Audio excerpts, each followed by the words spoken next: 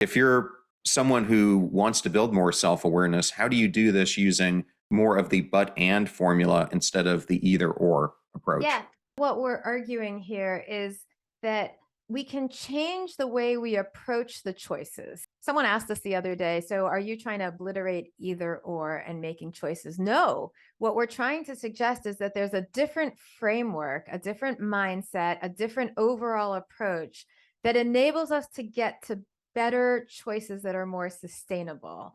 And it's not about what choice you make, it's about how you approach that choice to enable more creativity before making the choice. We also think that this default of either or thinking can lead us into traps, that our choices become almost automatic, that we tend to lean into what's become comfortable. And while we may say, of course, we want to be connected and have a sense of belonging and want to be focused on ourselves and getting things done and feeling a sense of individual purpose, but we can increasingly lean so much on the individual side that we forget, boy, I'm not building those connections the way I should.